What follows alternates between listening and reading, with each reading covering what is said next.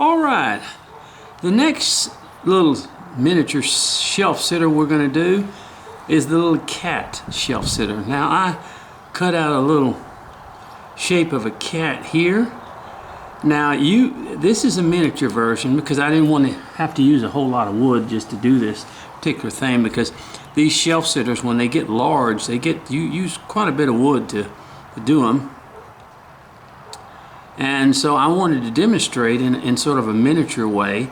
This is about 1 1/8 inch thick, and he probably sits about a little over 3 inches or something like that. Let me just make sure right here. You see how he sits on the shelf right there? Let's see, he's about 3.5 inches. 3.5 inches tall. But like I said, you can take this pattern and you can make you a bigger one, and so there's no problem there. There's not an issue there. Now, the first thing we want to do with this it's kind of windy today here in Texas, but it's a beautiful day, just a very beautiful day. And we're going to take since it's a miniature, we're going to use our small knife to do this. Okay.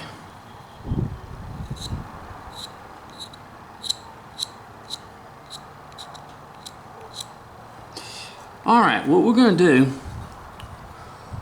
is, first of all, when we approach this, we want to, let's go ahead and draw us a center line. Just draw your little center line along, because the ears are going to be divided, and the tail is not going to be divided, but I mean, you want to draw a little center line because I'm going to show you why. Now on the tail will probably come up to about right here. So what we want to do is on each side, just draw a line up like that to where the tail would come, just about like into there, like somewhere back into here somewhere is where the tail would be, and it would plump down. Now, of course, as you see, the cat sits and the tail sits below the center line. So what we're going to do is we're going to take our knife and we're just going to cut it like that a little bit, okay? And then we're going to bring that tail down this way, okay? Be careful. Here we go.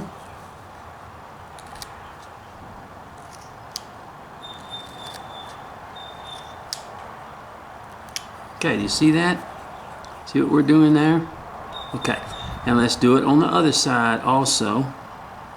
We'll bring that tail like that, because the tail will have to be brought down.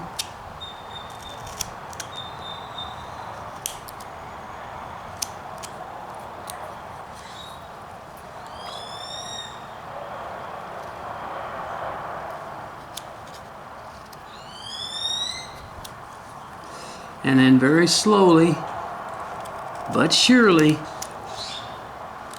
that tail, we begin to bring the tail down, in other words.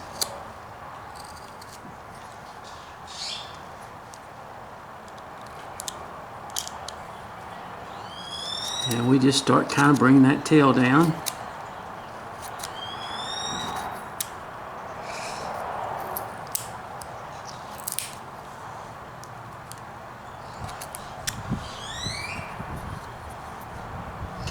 On this side, we'll use the push cut.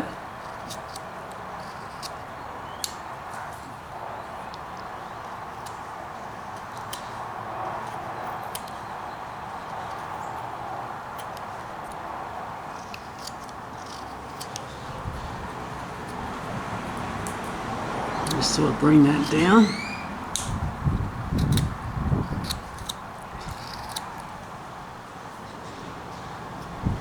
This is a nice little shelf sitter right here. It's cute, painted nice. Unfortunately, I'm not the best painter in the world. I know a lot of you can do a whole lot better job of painting than I can. I never was a very good painter. That's where a lot of times people have asked Well, I don't, when you ask them if they want to learn how to carve, the first thing they say, well, I'm not an artist. I don't know how to draw and stuff. And people have to understand that in order to carve, you don't have to know how to draw.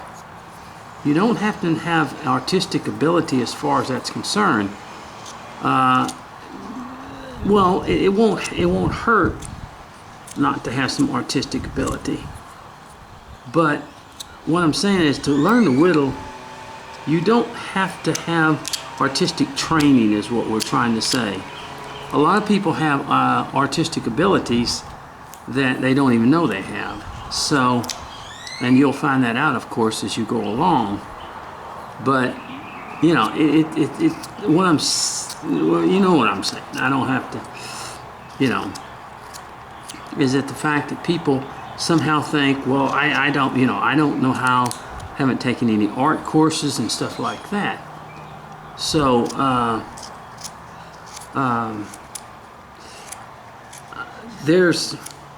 we have discussed that there are basically 3 different cuts that you use.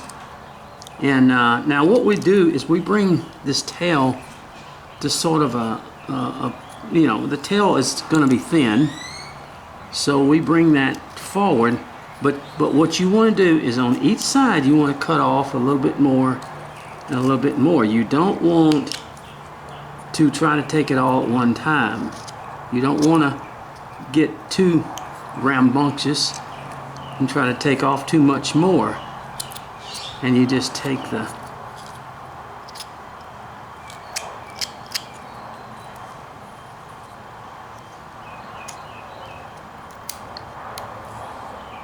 shelf sitters are very, very popular amongst people who just put them on there, like I said.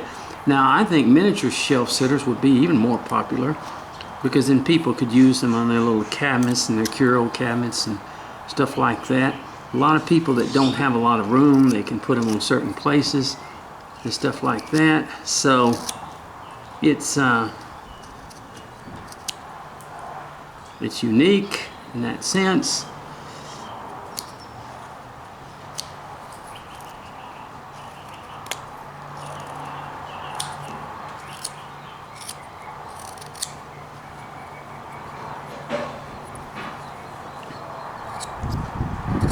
So we're just shaping that tail a little bit, and then we'll get into something else. But I wanted to bring that tail down so that we could sort of get that on its way and get that going, so that we can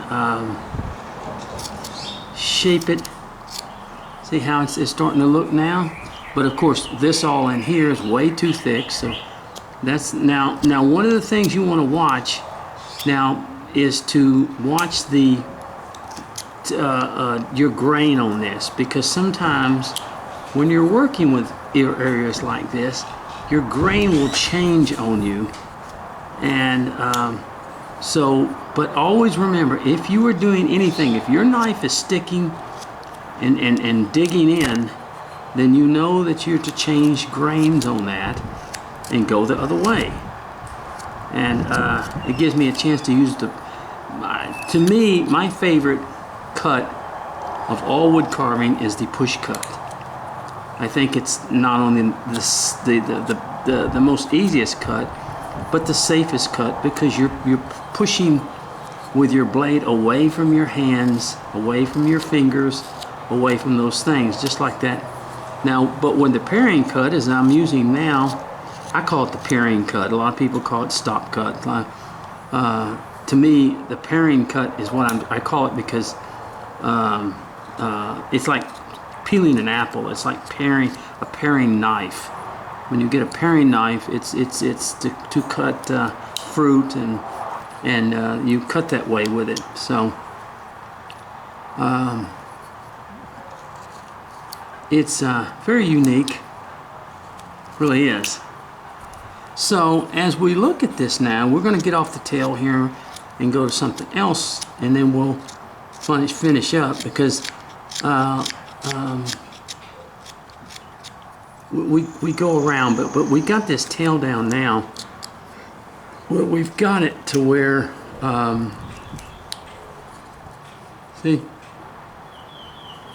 we've got it to where now it's starting to take shape, and we can work on it later when we get into it.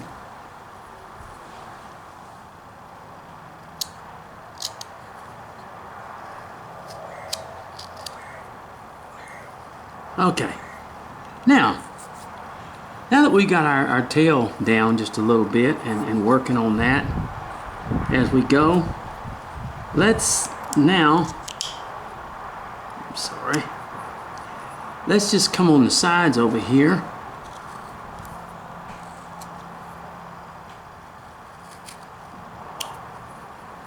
And let's just sort of bring this up on both sides a little bit as we begin to shape this part in here on the cat.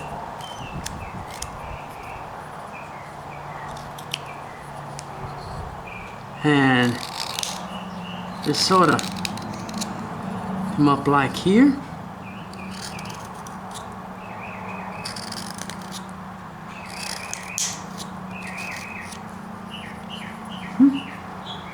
Now you want to keep this line down the middle because you're going to need that for whenever you get ready to, as I'll show you right here real quick, you get ready to separate the ears and all that.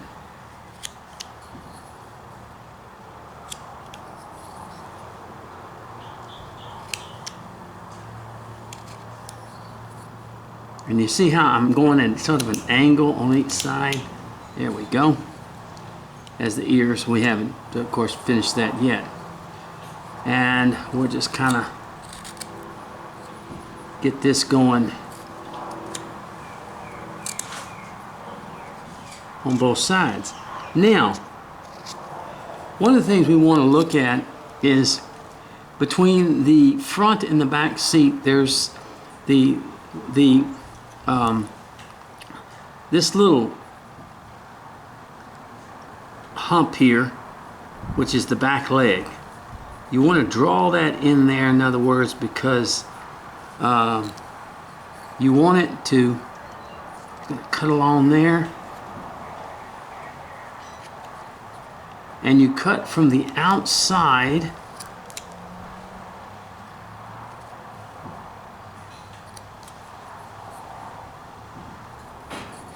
and turn your knife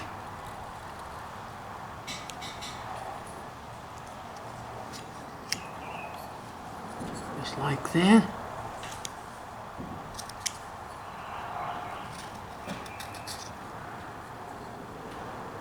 Okay, and you want to do that over on this side just as well.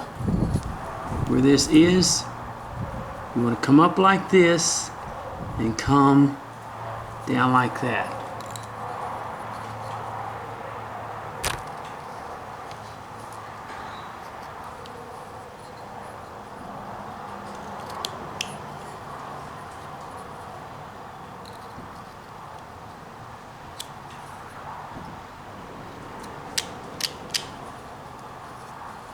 Okay.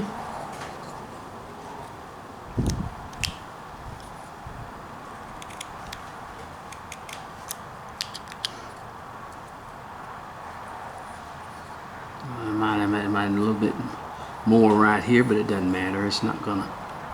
Now, we're gonna remove a little bit of this back leg in here from the top because you need to have a space in here. You need to have a space in between there for your front legs to be. It's kind of a, it's sort of a,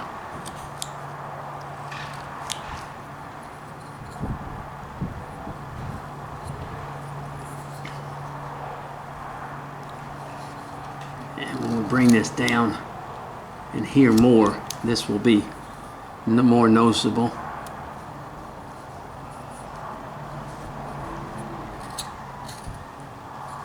See where the grain changes? See how I'm going like that? And then it shoves in there.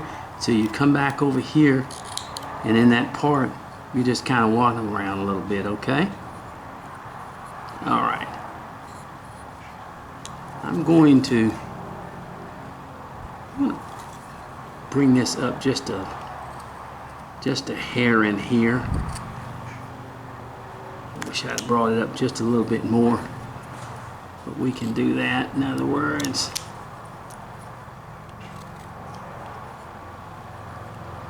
okay. Now we also want a center line on our front legs, okay? Now this is where you want to be real careful as you separate this.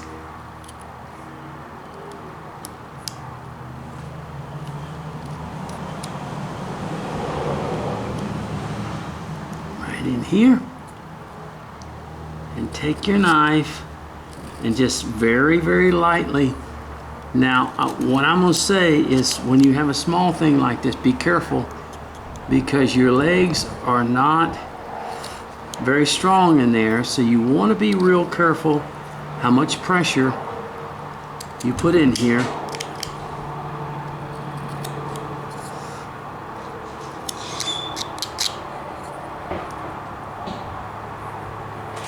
Okay, on the legs. So we're going to just kind of put these like that. But you want to be careful not to go too far in that.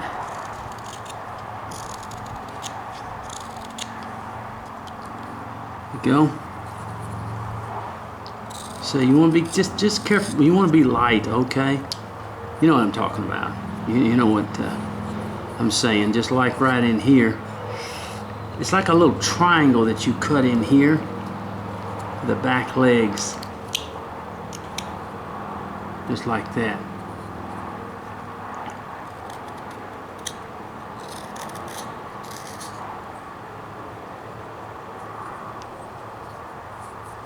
Okay, and of course, like I said, this has all got to be brought down in here, which will give more shape to this in here. Okay.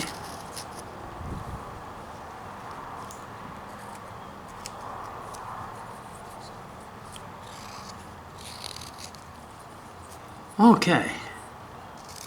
We're going to kind of come down here and we'll slowly begin to work out inside this area in here for the cat. So let's look at it for a minute. There we go. We're just slowly shaping it. Now on the front here, what we're going to do is from each side of the front of the cat, we're going to bring that down, okay? Because this actually comes down like this. This comes not to a point now, but to a... That's why you don't want to take off a lot in the middle at first, because you're going to have to take some of the wood off on this side as you bring the head in somewhat, in other words. So you want to be careful not to take, don't get, that's why I say to work around your figure first. Get your figure, as you work around it,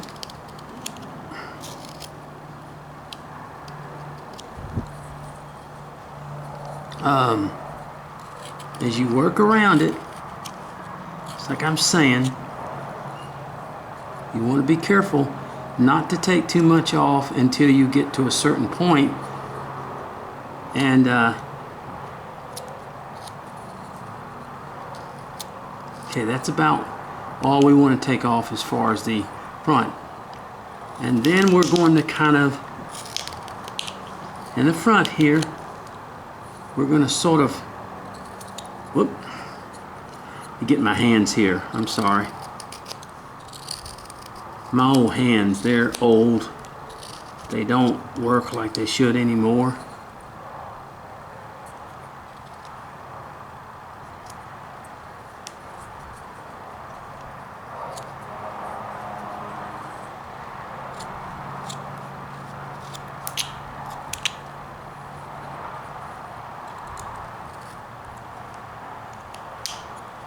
Okay, just like that. And let me do a little cross piece like that to make the feet. Just kind of like that. And let's make another cut. See, you don't do it, you gradually work your piece in here as you work it. So, as we can see. Now, let's just kind of... Now, when you get to this part here, you see how that digs in there and turn around? It's going to do that in this wood here. And that's your wood changing course here. It's like right here. Turn your knife and go this way with it. Okay?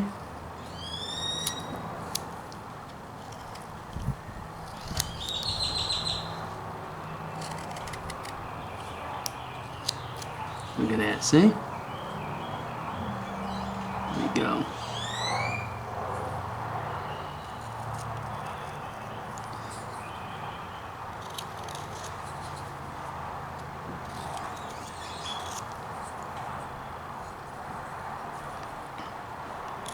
Now all this has to be thinned up in here, underneath the neck where it is,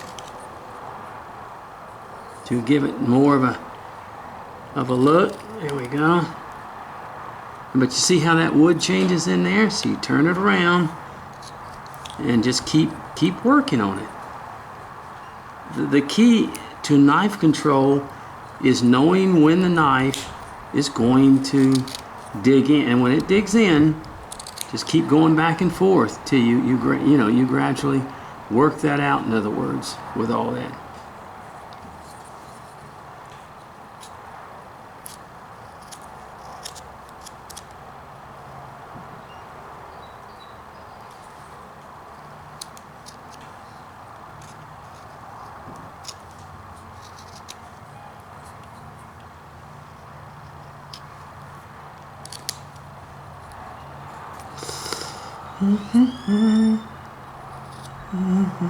Yeah, my hands, I've noticed over the years, my hands, they're not weaker, but they don't, I've got arthritis in my fingers. My doctor's already told me I do have arthritis. My daddy